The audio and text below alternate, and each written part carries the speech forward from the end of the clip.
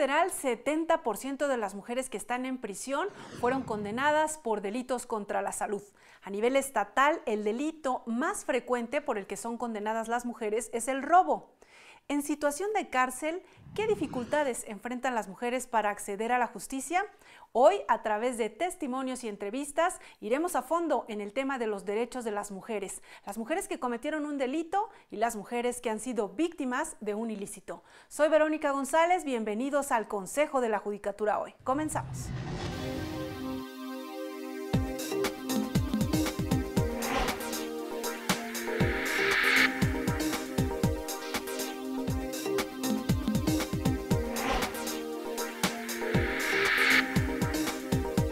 A menudo las leyes reproducen estereotipos machistas y discriminatorios. Es tarea del juzgador detectar estas normas, anular su aplicación y juzgar con perspectiva de género. Vamos a recordar el caso de Ruth. Ella vive en Puebla y fue acusada de los delitos de posesión de drogas y portación de arma de fuego.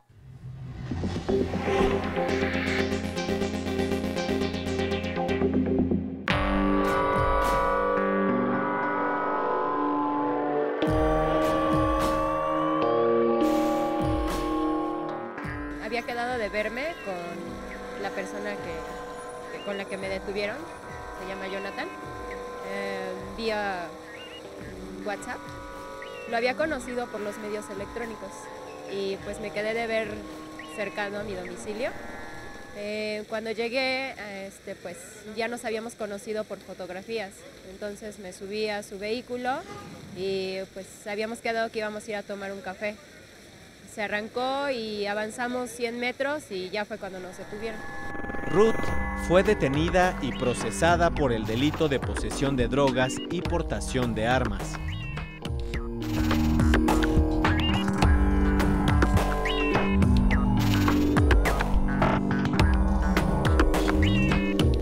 Cuando la policía los detuvo, les pidieron bajar del vehículo y revisaron el interior. Debajo del asiento en el que viajaba Ruth, encontraron una bolsa de mujer que contenía armas y drogas. Yo no la había visto hasta ese momento y después me dijo a mí el policía que le enseñara mi bolsa porque yo traía mi bolsa de mano. Abrí mi bolsa y con su lámpara revisó el interior de mi bolsa. Pues no encontró nada más que mis objetos personales y después nos pidieron que subiéramos a la patrulla.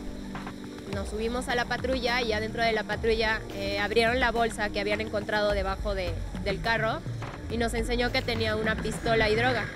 Jonathan, el acompañante de Ruth, aceptó la propiedad de esa bolsa. Sin embargo, a ambos los llevaron detenidos al Ministerio Público.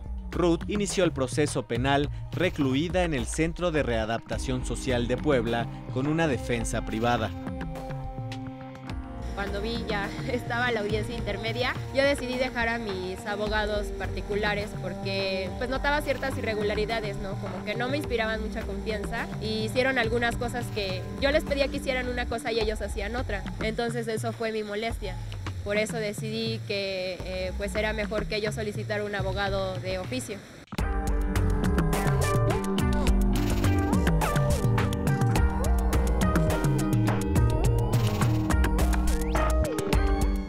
Los primeros obstáculos que encontramos fue que ya nos encontrábamos en una audiencia de etapa intermedia. En esta audiencia de etapa intermedia ya no tienes la opción o ya no tiene uno la opción de ofrecer actos de investigación al Ministerio Público. Ya se encuentra cerrada la etapa de investigación complementaria. Por lo tanto, ya no es factible ofrecer actos de investigación. Cuando el caso llegó a la Defensoría Pública, no había una teoría del caso definida por parte de la anterior defensa de la señora Ruth. Para el defensor público, el asunto tenía que ser revisado bajo la perspectiva de género. Nos encontramos que dentro de los hechos que se le imputaban a la señora Ruth, se hacía mucho hincapié en la acusación por parte del fiscal acerca del hallazgo de un arma y droga en el interior de una bolsa de mujer. También encontramos que cuando la señora Ruth fue detenida, no fue detenida ella únicamente en el vehículo que viajaba, sino fue detenida de un acompañante, de un hombre del sexo, valga la redundancia, del sexo masculino. Y encontramos que este acompañante incluso había aceptado la propiedad de esa bolsa. Sí me molestaba el hecho de que dijeran que la bolsa que encontraron era mía solamente por el hecho de ser bolsa de mujer, ¿no? Que no tomaran en cuenta que tal vez la persona, el propietario del carro podía tener otra familia, ¿no? No sé, podía tener hermana, mamá o primas y que también podían haber dejado ahí su bolsa. Eso me molestaba, que dijeran que la bolsa que estaba ahí solamente por ser de mujer era mía. Se realizó un contrainterrogatorio a los policías que detuvieron a Ruth para establecer que no había prueba de cargo suficiente para determinar que ella era efectivamente la dueña de la bolsa. En el nuevo sistema de justicia penal, Ruth pudo haber optado por un procedimiento abreviado, pero fue muy enfática en que no había cometido el delito. Yo me negué porque pues no quise aceptar algo que yo no había cometido. Pues a lo que el abogado me dijo que pues iba a estar un poco difícil, ¿no? Comprobar por la etapa del juicio en la que nos encontrábamos, porque ya no había tenido más posibilidades de investigar más. Me dijo que iba a ser un poco difícil, pero yo aún así insistí, ¿no? En que se fuera, bueno, que nos fuéramos a juicio. Una vez que se cumplieron con las formalidades, se desahogaron las pruebas, al resolver la jueza de juicio oral determinó que efectivamente en base a la teoría del caso que nosotros habíamos establecido no había pruebas suficientes, es decir, había una insuficiencia probatoria basada en una insuficiente investigación por parte de la Fiscalía para poder establecer que efectivamente la señora Ruth portaba el arma de fuego y tenía en posesión la droga que fue asegurada el día de su detención. Por lo tanto, la jueza determinó absolver a la señora Ruth. El Consejo de la Judicatura hoy, Emanuel Saldaña. Las mujeres, junto con los niños, los adultos mayores, los indígenas y los migrantes, son un grupo vulnerable. Las autoridades están obligadas a darles una protección especial. Vamos a ver qué dice la Constitución sobre el derecho a la igualdad y no discriminación.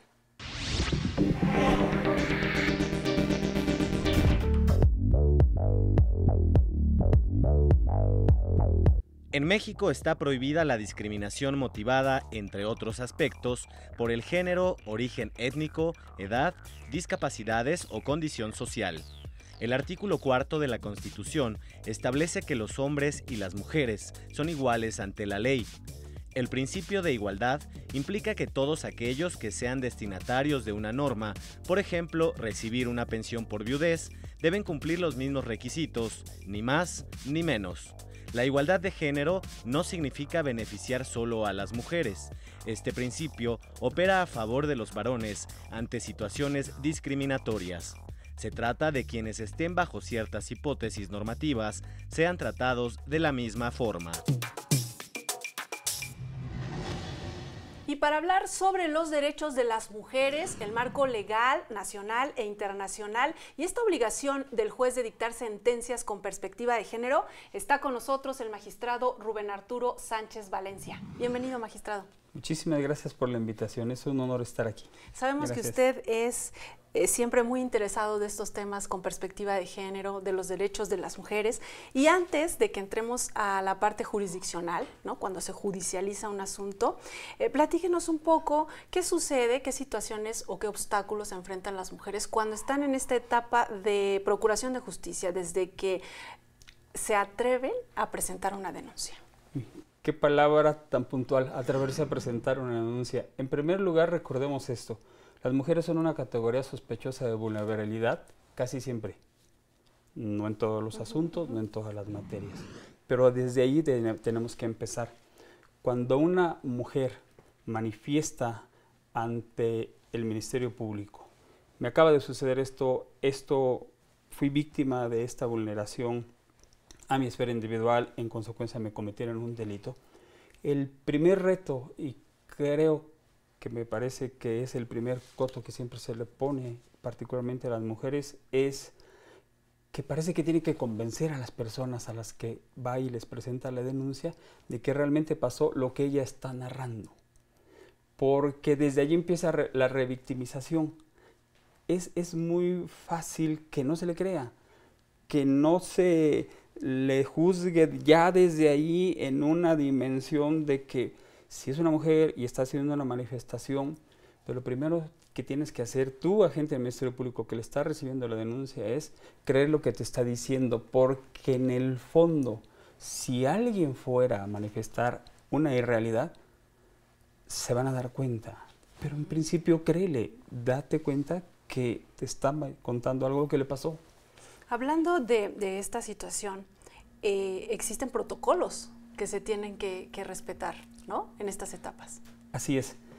La Organización de las Naciones Unidas le dio a la Suprema Corte de Justicia de la Nación, le otorgó un premio en derechos humanos. Yo creo que mucho tuvo que ver esta serie de protocolos que se emitieron, y uno de ellos es juzgar con perspectiva de género. Y en ese protocolo parece ser que solo fuera para los juzgadores. Todavía más se ha creído o entendido que solo es para los juzgadores federales. Y no es cierto. Recordemos el párrafo 3º del artículo 1 de la Constitución. Todas las autoridades en el ámbito de sus competencias tienen la obligación de promover, respetar, proteger y garantizar. Desde ahí, desde que se presenta una denuncia, ese protocolo puede ser aplicado. No digo debe, la propia Corte dijo no son obligatorios, pero perdón por esa expresión, caramba, si te está diciendo casi como una vez las cosas, a partir de ahí lo puedes hacer efectivamente. Desde ahí se tiene que dar el primer paso. A ver, ¿es categoría sospechosa de vulnerabilidad? ¿Es una mujer? En consecuencia, este protocolo yo lo tengo que aplicar.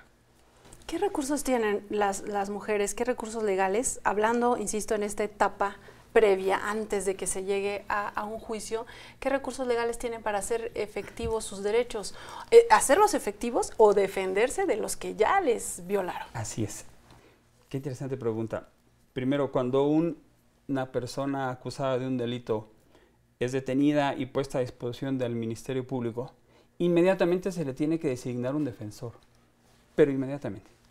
Bien, cuando una víctima de delito, sea hombre o mujer, cualquier persona, va y denuncia la comisión de un evento delictivo, inmediatamente se le debe de nombrar asesor jurídico. Es el primer derecho. Una declaración ministerial en contra de un imputado, es decir, cuando alguien como imputado de delito está manifestando, no puede llevarse a cabo si no tiene defensor. Lo mismo tiene que pasar con la víctima del delito. No puede emitir su declaración si no tiene un asesor, y es un derecho que no puede reservarse. Lamentablemente, nos hemos volcado en el hipergarantismo hacia el imputado y a la víctima la estamos olvidando. Bien, ¿qué pasa todavía más si es mujer? Pues con mayor razón. Y desde el primer contacto que tenga con aquella persona a la que le va a presentar la denuncia es, fíjate qué conducta delictiva es la que viene a manifestar, le cometieron. Entonces buscar si es de índole sexual, si es de índole patrimonial, debe de haber personas especializadas. Desde ahí, esos son sus derechos. Bien, no contó con esos derechos, pues por supuesto que puede empezar a impugnarlo, a manifestarlo. Yo te pedí, te dije que quería en todo caso que quien me entrevistara, pensemos un delito de índole sexual, fuera una mujer, que el peritaje lo llevara a cabo una o dos mujeres que me inspiraran confianza. Y muchas veces, casi siempre las primeras preguntas es, ¿seguro que no quisiste hacerlo? ¿Seguro que no provocaste a toda la persona? Recursos habrá siempre, manifestaciones habrá que realizarlas y con posterioridad desde ahí empezar a decir, esto me parece que a mí me vulneró derechos fundamentales porque el trato no fue humano, así de sencillo. Y este tipo de que son muy recurrentes, ¿no? Esta actitud, mala actitud del servidor público que está tomando la declaración, ¿eso también se puede impugnar, digamos? ¿Se puede presentar como la queja? Sí, a ver, puede presentarse una queja que quizá solo tendría relación en el propio ámbito administrativo en relación a los superiores de aquella persona que recibió, que pudiera trascender o no al resultado de la decisión, sería... habría que ver qué fue lo que se dejó de hacer. Verbigracia, yo quiero que me tomes esta prueba. No. Y la autoridad ministerial no lo hace, eso va a trascender. Por supuesto, porque oye, te estoy diciendo que quiero hacerte manifestación, mira, no, espérame, es que ahorita no está el perito, no, yo no tengo los reactivos para esa muestra, por supuesto que trascendería. Distinto es el trato que es muy común que lamentablemente sea de incredulidad hacia lo que se le está manifestando, tendría repercusión en la esfera administrativa de los servidores públicos, no necesariamente en el proceso. Aunque finalmente repercute en la situación de que muchas mujeres ahí se detienen, porque es tan incómodo, porque les ponen tantos peros, que dicen, no, pues ya, ¿para qué regreso? Aparte, están viviendo un momento difícil, ¿no? Sí. No me están creyendo, me están de alguna manera quizá obstaculizando, cuestionando excesivamente, pues perdón, gracias, yo ya me voy. Ya no les Eso es muy común, eso es muy común. Hay estudios muy serios en el sentido de que por eso las personas no denuncian y lamentablemente casi siempre son mujeres las que dicen, yo prefiero no denunciar. Pues sí, ahí está también como lo que decía, ¿no? La revictimización. Desde ahí Vamos a hacer una pausa y regresamos con el tema del sistema penal acusatorio. Ahora, como lo que usted mencionaba, deben tener su asesor jurídico para que les apoye. Así es. Vamos a la pausa, no se vaya, estamos en el Consejo de la Judicatura hoy. Regresamos.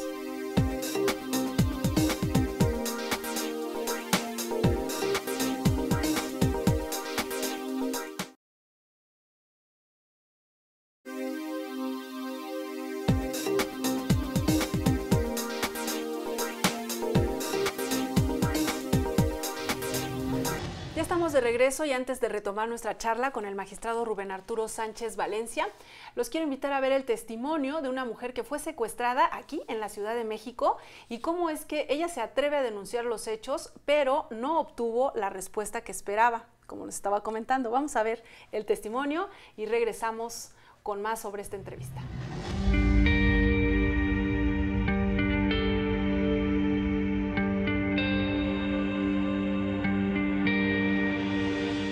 Me fui primero a platicar con una amiga entre Insurgentes y Félix Cuevas. Después tomamos un taxi de sitio, ahí de la base que está ahí en Insurgentes. Y al llegar a mi casa, casi justo llegar a mi casa donde yo me iba a bajar, vivo sobre alta tensión, y los puentes de Eje 5 Poniente, tres tipos nos intersectaron justo cuando yo me iba a bajar. Dos de ellos se subieron y el otro se quedó en una camioneta que venía atrás de nosotros. Y bueno, así inició la travesía, que fue más bien una pesadilla.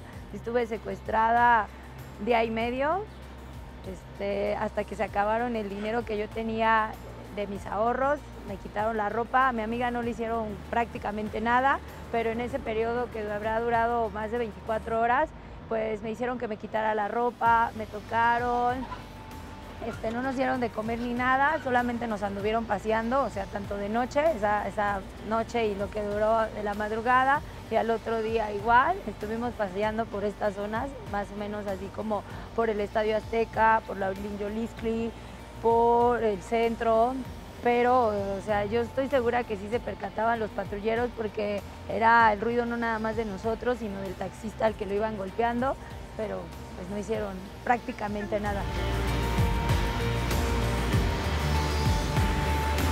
Por fin cuando nos soltaron fue del sábado al domingo y fue en la zona donde está como colindante al Estadio Azteca, que son como fueran bajadas y subidas, está como muy rara esa zona. Y nos dejaron en la calle, que es en una de las calles que es paralelas con Periférico. Me dijeron, ahora sí te vamos a soltar.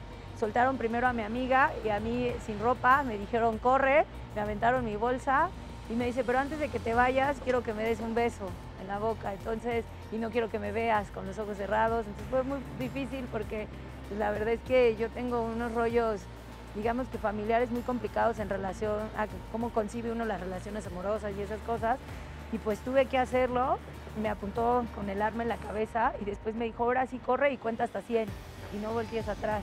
Entonces corrí hasta donde pude, ya mi amiga, pues ella ya la encontré, y una señora de un puesto de gorditas que estaba cerrando, nos metió a su casa, le habló a mis papás.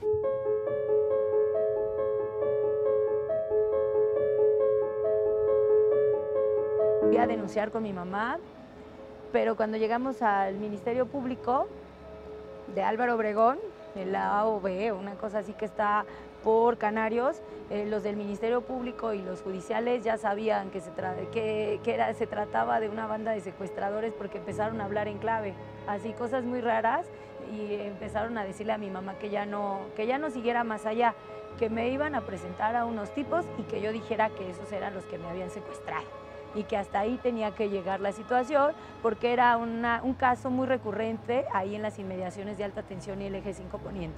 Entonces que ya no alegara yo más ni que siguiera con el desahogo de pruebas, ni exigiendo cosas, ni nada. Entonces mi mamá pues sí se asustó un poco, pero mi papá insistió en que yo no dejara el dedo del renglón. Cuando fueron a mi casa, digamos que a la semana que empezaron a ir a hostigar a mi abuela y a mi familia y a tomar fotos, yo ya después dije, ya no quiero declarar ni decir nada, y dejé sentado en el acta que sí eran las personas a las que habían agarrado los judiciales, porque en verdad me asusté mucho cuando mi abuela me dijo, es que vienen todos los días, toman fotos, dicen que ya no tienes que estarte involucrando más, que ya lo dejes por la paz, que ya tu teléfono pues ya fue, pero eran los judiciales los que hacían esas cosas, ¿no? Entonces, pues me asusté yo y dije, ya mejor que ahí quede.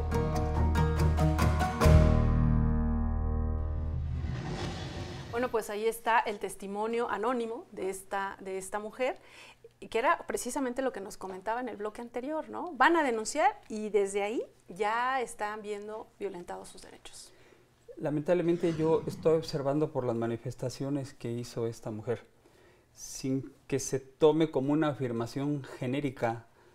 Hay que tener mucho cuidado, Claro. particularmente en estos tiempos de las expresiones que se vierten. También puede acontecer que cuando llegan esas instituciones a presentar las denuncias, si son conductas reiteradas, cuando los propios agentes del Ministerio Público, las policías, escuchan los testimonios de las víctimas, es a veces dentro de un radio de acción en donde estas personas llevan a cabo las conductas delictivas que esta mujer narró. ¿Qué acontece? Que ellos ya saben seguramente de antemano quién está llevando a cabo esa conducta. Y eso no estoy generalizando. También puede acontecer que ellos digan, caramba, con estos nunca hemos podido, y entonces, pues, ¿para qué seguimos? Eso es probable, no lo estoy afirmando, no es una generalización, pero lamentablemente también son realidades.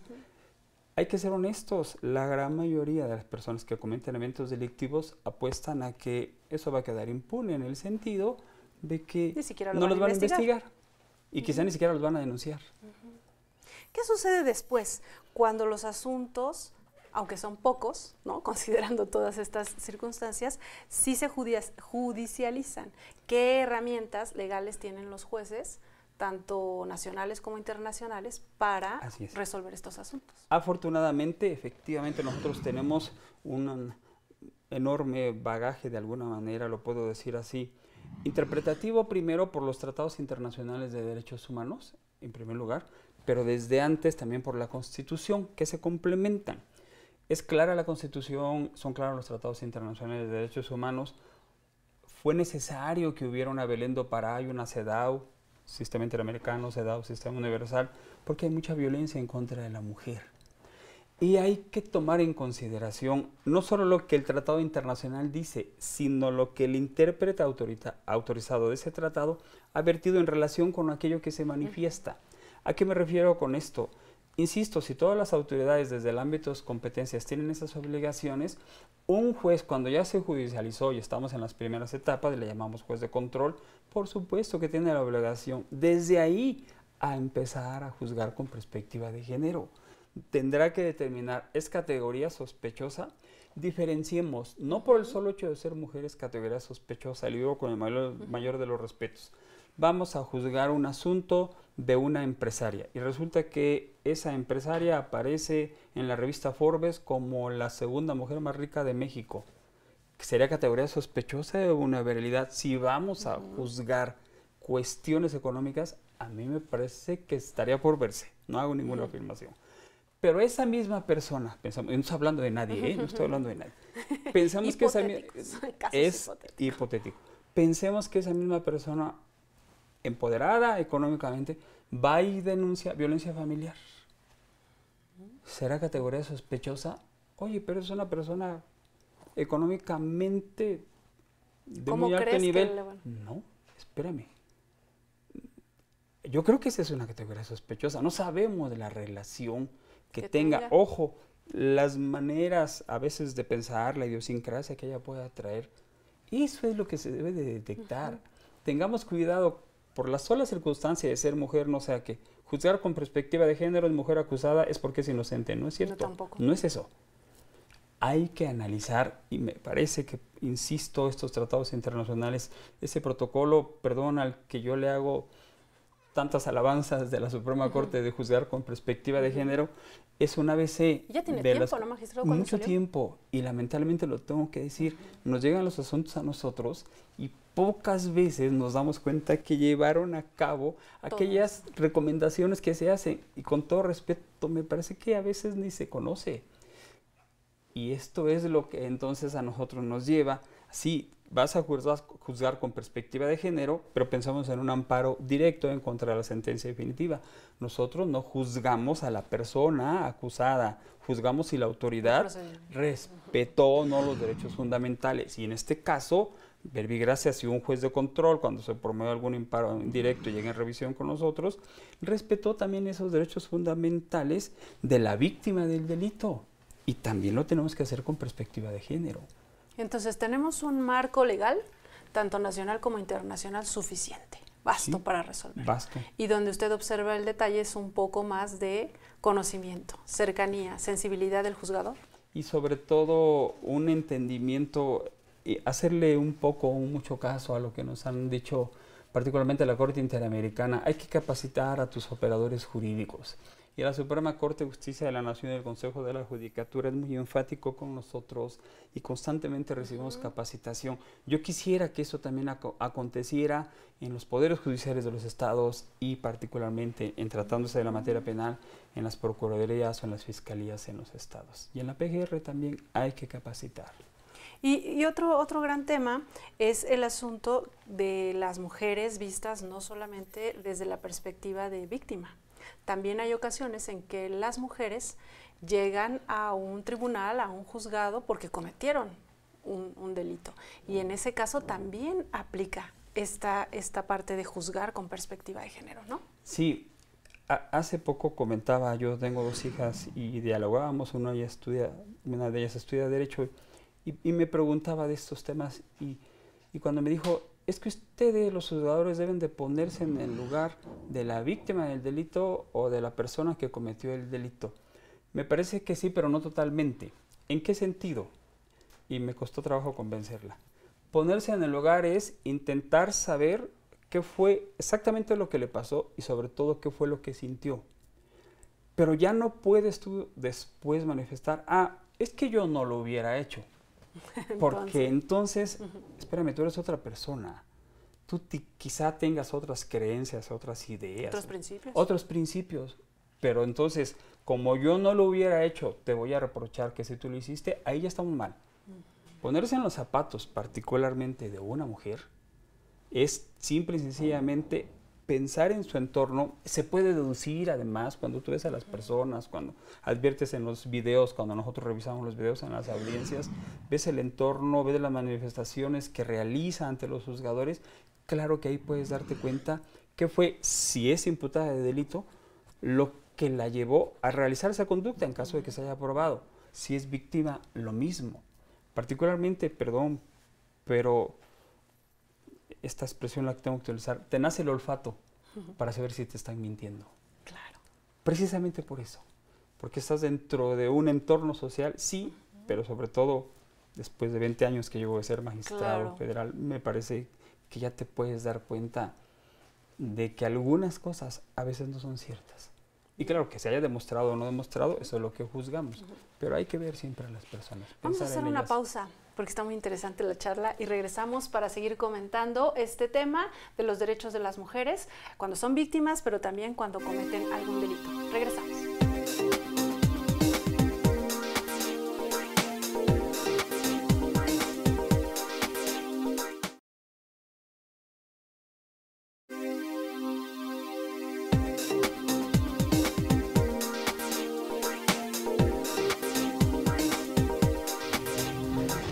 Organizaciones civiles estiman que en México más de 800 menores viven en prisión.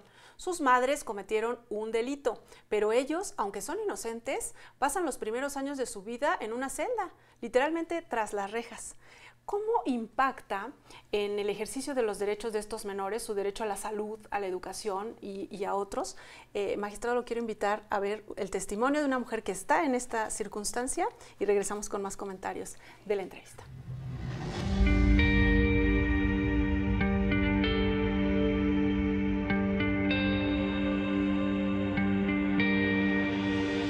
En abril cumplo 10 años.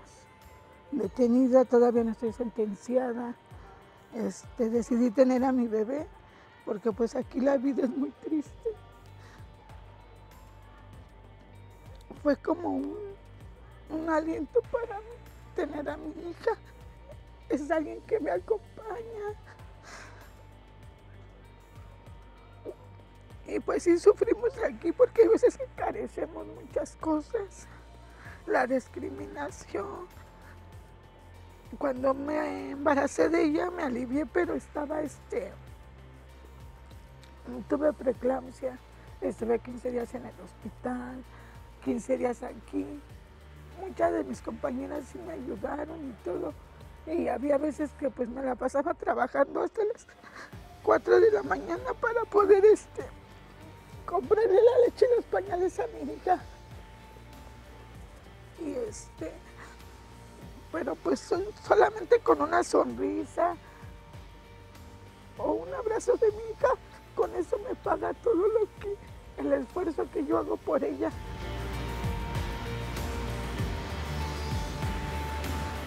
Estoy trabajando y estoy con ella jugando. Tiene su tele, ahí le pongo y le enseño que es un perro, un gato, un carro. Y es muy inteligente porque aprende las cosas muy rápido. Me pongo a cantar con ella. Y sí, con ella me la paso todo el día. Ella está ahí conmigo. Pues empezó a caminar cuando tenía 1 año, 3 meses.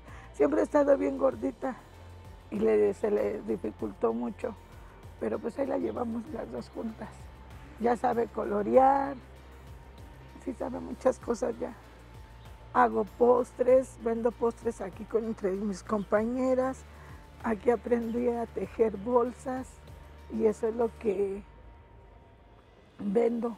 Hago para que mis compañeros los domingos y los sábados, los días de visita, me hagan el favor de vender mis artesanías.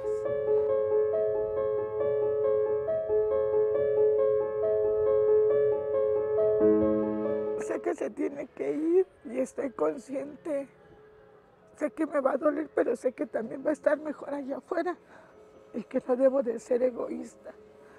Inclusive apenas hace 1 año salió 1 semana, se fue con mi familia 1 semana. De repente sí es muy triste aquí, porque pues no viven muchas cosas. Aunque uno trata de darles todo, de enseñarles cosas, pues sí, cuando se las llevan hacia los paseos dicen, es que les espantaron los carros, es que le da miedo esto, le da miedo el otro. Y es cuando uno se pone a pensar, imagínate cuando se vayan, ¿qué es lo que va a pasar? ¿Qué es lo que van a hacer ellos? Que los cuiden bien y que los quieran mucho. Y que los hagan unas personitas de bien. Sí, que nunca se separen de ellos. Porque yo creo que es lo más doloroso. Y que me va a costar mucho trabajo separarme de Angélica.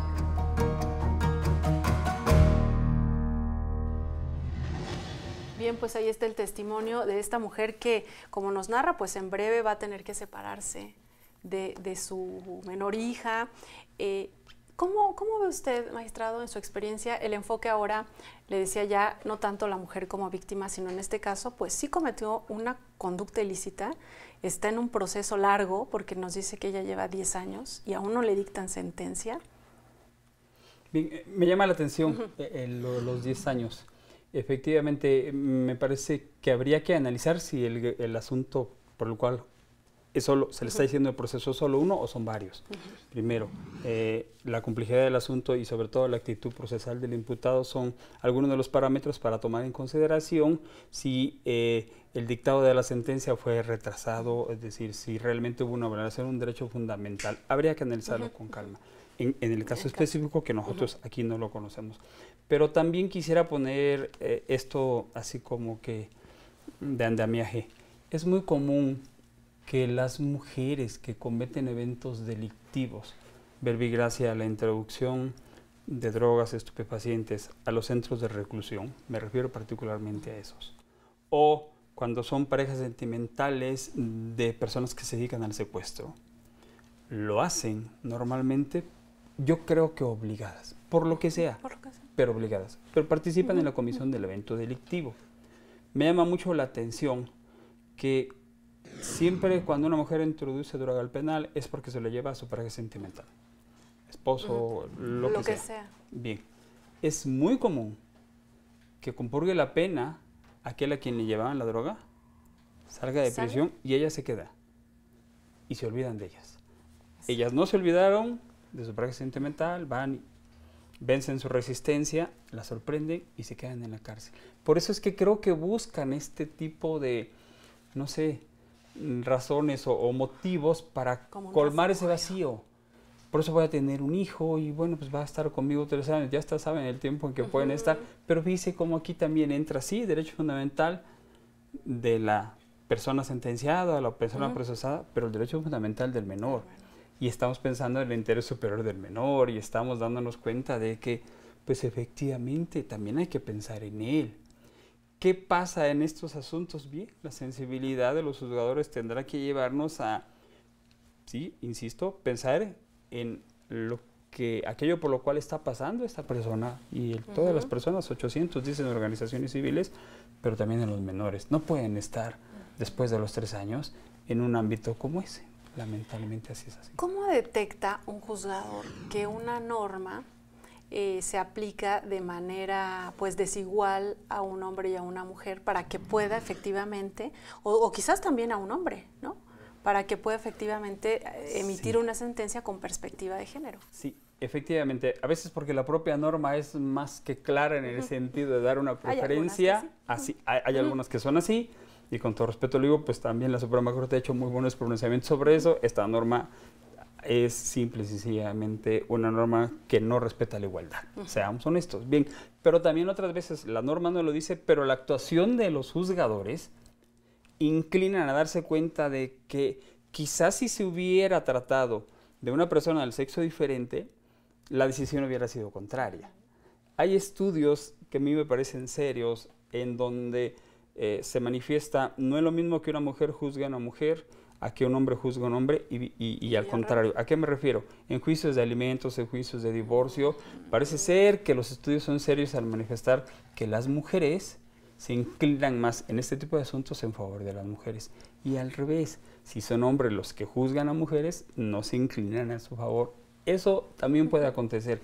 ¿Qué pasa? Que al fin y al cabo, por eso creo que nos gusta mucho tanto nuestro trabajo a los juzgadores federales, a los magistrados federales, nosotros sí estamos de alguna manera preparados, quizá ya acostumbrados a analizar ese tipo de quizá actitudes que se tomaron durante los procedimientos para saber si efectivamente habrá que darle la razón a una persona u otra, y lo digo tal cual, independientemente del sexo. En su experiencia con el sistema tradicional y ahora que tenemos el sistema penal acusatorio, ¿van mejorando las cosas para las mujeres en el sentido de ahora ya tienen, hablamos de las víctimas, tienen su asesor jurídico, pero también ahora con los defensores, con esta defensa técnica, con esta mayor exigencia para que pues se hagan valer sus derechos? ¿Siente que vamos mejorando? Yo siento que sí, particularmente por lo siguiente, ahora todo está filmado, ahora todo está videograbado. De tal manera que algunas de estas posturas parciales, esto lo podemos evidenciar nosotros, ya cuando tomamos la decisión final. Pero antes también, yo he escuchado durante todo el tiempo que llevo expresiones de víctimas en general de delitos o personas imputadas o personas sentenciadas que manifiestan el trato que me dieron fue denostativo, me hicieron sentir mal. Casi siempre nos agradecen, oigan, muchas gracias por tratarnos bien. muchas gracias por recibirnos. Cuando en el fondo yo pienso, y se los digo, yo soy servidor público, yo tengo que escucharlo. Pero a ver, estos videos a nosotros nos dan, afortunadamente, y digo gracias a Dios, la posibilidad de darte cuenta de si algunas de esas actitudes que pudieron ser de parte de los juzgadores, anclados en particulares, seamos honestos, formas de pensar por una diferenciación entre hombre y mujer, nosotros las podemos advertir. Y creo que por eso nos ha servido. Nos hemos dado cuenta por esta bueno, es que ya nos obligan a capacitarnos, que bueno, lo hacemos además con mucho gusto, pero sobre todo, así es, con la experiencia te vas dando cuenta si hubo una actitud parcial o no. Yo le quiero contar un caso muy brevemente. En una audiencia estábamos viendo el video y nos damos cuenta de que la mamá de una persona que perdió la vida, el esposo de una persona que perdió la vida en ese mismo asunto, fueron privados de la vida por un automovilista. El abogado le pregunta a las dos, ¿a poco su hijo o su esposo van a revivir después de la reparación del daño? Y el juez lo permitió. Lo vimos, así es. Y el juez dijo, no, pues el derecho de defensa. ¿Pero qué pregunta es esa? ¿Y qué pregunta es esa? El asesor de la víctima, señoría, por favor. No, es el derecho de defensa. ¿Qué hizo el asesor de la víctima? Se retiró de la audiencia. Y la audiencia siguió. Si hubiera sido el defensor del imputado el que se sale de la audiencia, no, párale. ¿Y por qué el asesor de la víctima pudo ausentarse y la audiencia continuó? Porque ya se desesperó. Dijo, yo con esto no puedo. Por eso lo podemos advertir. Y ahí las víctimas es donde quedan en estado de indefensión y es donde se decepciona pues el sistema, ¿no? Lamentablemente. Pues habrá que pulir todas estas cosas, sin duda, ¿no? Estamos también en una etapa de consolidación y de ir perfeccionando el sistema. Y como usted decía, a través de la capacitación, los operadores jurídicos, que son todos, ¿no? Desde el policía que detiene, el defensor, la fiscalía y los juzgadores. Todos los intervinientes, afortunadamente todos los intervinientes. Yo soy muy enfático en esto. Me parece, sí, la preparación que nosotros tenemos, pero sobre todo, no sé si se puede manifestarlo así, mujeres no tengan miedo, no tengan miedo de ir a denunciar, tan sencillo como que los derechos siempre les van a asistir, simple y sencillamente, no, o sea, yo creo que ustedes son las que se deben de empoderar en el sentido de que el día que dejen de ser una categoría sospechosa es porque los que los juzgamos aprendimos que tiene que ser así y va a tener que desaparecer esa diferenciación. Se nos acabó el tiempo, magistrado, pero sin duda muy interesante su charla. Y dejemos, como dicen, como los puntos puestos ahí. Hay que denunciar, ¿no? Hay que ser valientes, hay que conocer nuestros derechos, ¿no? Este derecho a tener un asesor, a tener un defensor y a tener confianza en los juzgadores. Y acompañarse de las organizaciones civiles. Están haciendo un muy buen papel, afortunadamente. Magistrado, muchísimas gracias por habernos acompañado en el programa de hoy. Gracias a ustedes, siempre será un honor estar con ustedes en este programa. Muchas gracias. Vamos a una pausa y regresamos.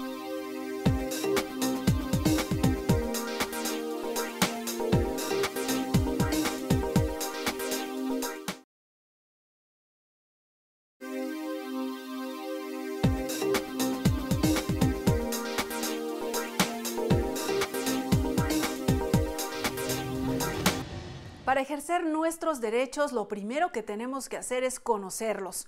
¿Cómo? Acercándonos a la Constitución a través del comentario de los expertos.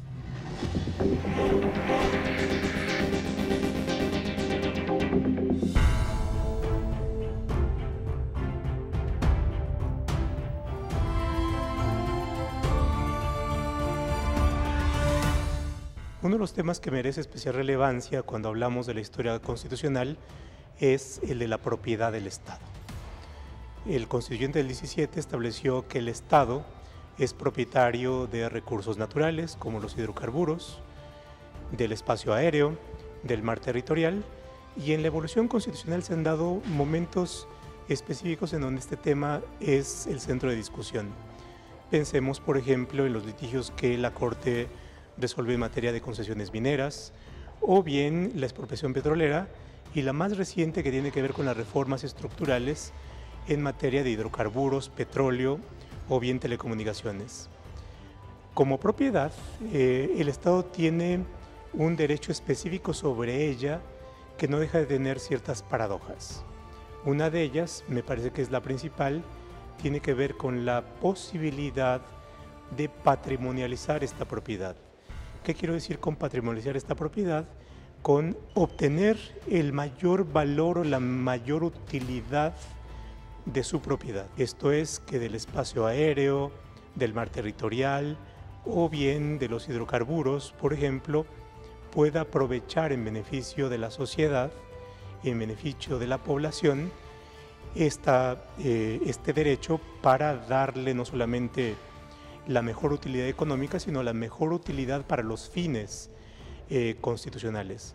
En algunos casos se hace, pensemos por ejemplo en los hidrocarburos, que posibilita obtener la mejor renta de los mismos, estableciendo la posibilidad de constituir un fondo, que es este fondo petrolero, para que sea aprovechado por las generaciones futuras.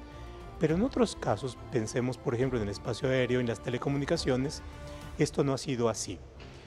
El Estado, paradójicamente, es un propietario que no puede aprovechar lo patrimonial, y son los concesionarios, particularmente los concesionarios comerciales, los que tienen esta posibilidad. Esto, por supuesto, plantea la necesidad de conocer la evolución y de poder extraer con nuevas reflexiones la posibilidad de utilizar la propiedad pública para los fines constitucionales.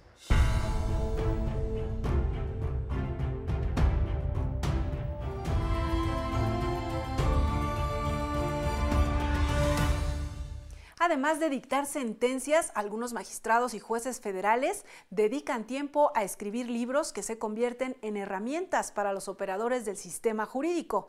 Dejemos que ellos mismos hagan la reseña.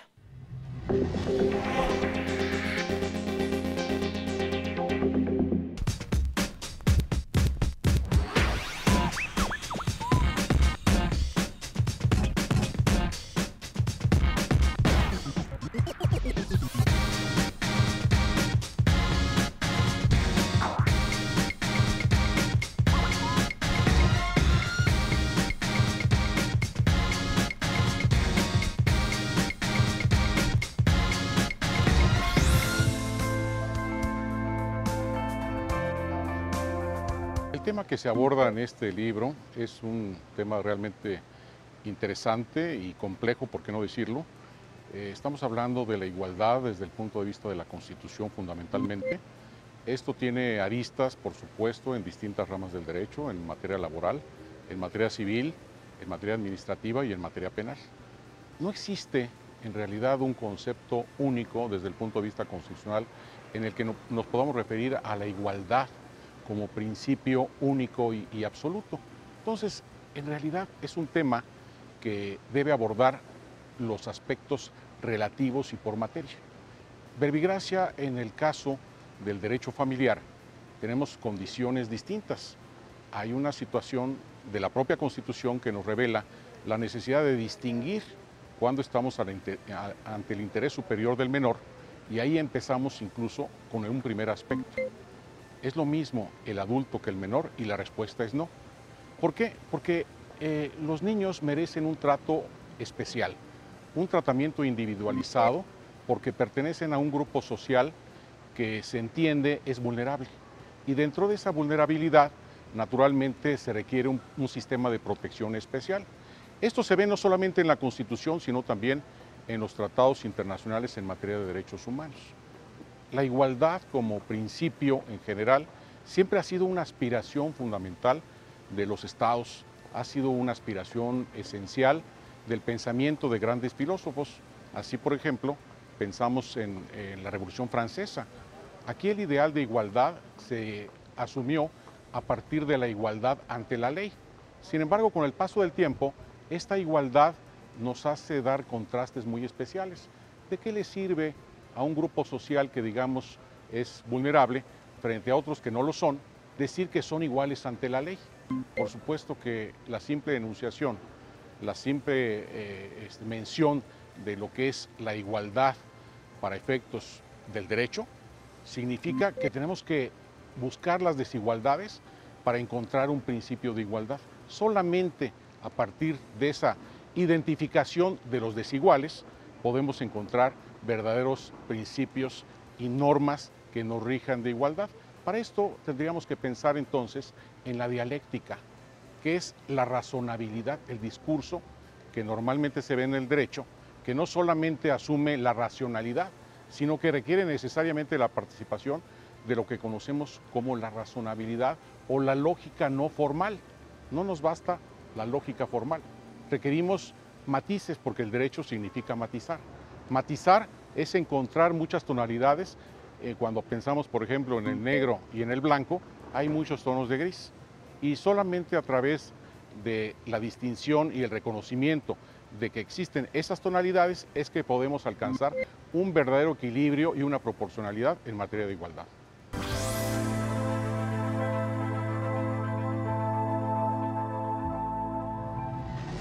Ya nos vamos, pero antes la recomendación de un experto para ver buen cine relacionado con el mundo del derecho.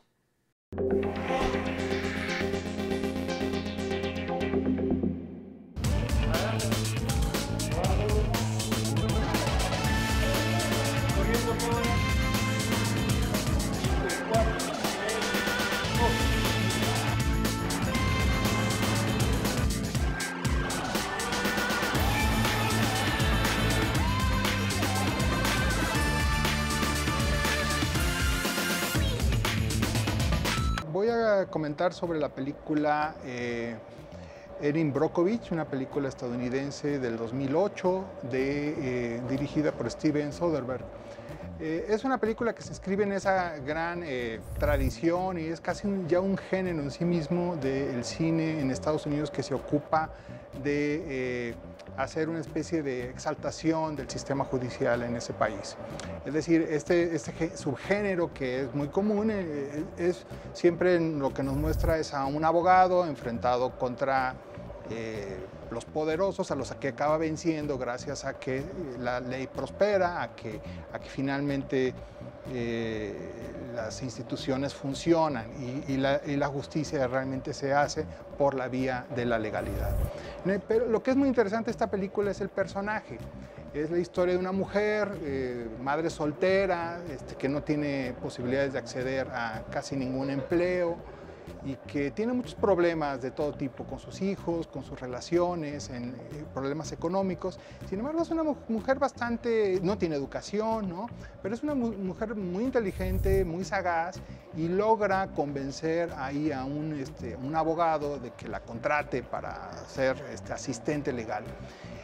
Pero resulta ser que ella es bastante hábil para dar con una serie de pistas, evidencias que le permiten al abogado incriminar a una compañía que ha contaminado unos riachuelos, unos mantos acuíferos y que por lo tanto han producido enfermedad en una serie de familias.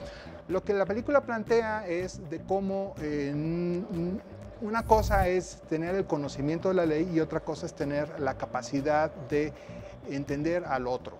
Y lo que este personaje acaba logrando, este personaje interpretado por Julia Roberts acaba logrando es justamente la posibilidad de convencer a las familias que han sido afectadas por estas corporaciones muy poderosas que son capaces de corromper, de amenazar, etcétera, justamente porque conoce cuáles son sus problemas, porque puede ser ella empática con el sufrimiento de las familias o el sufrimiento de las madres, etc.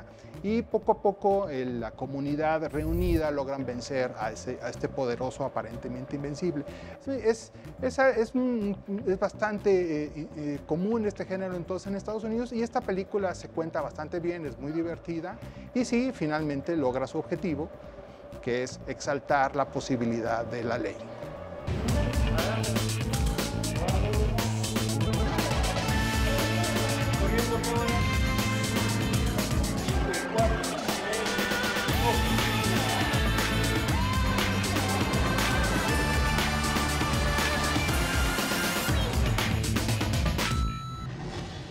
Así llegamos al final del programa de hoy. A nombre del equipo de producción le agradezco su atención. Les recuerdo que tenemos una cita la próxima semana. No lo olvide y mientras tanto quédese en la señal del canal judicial.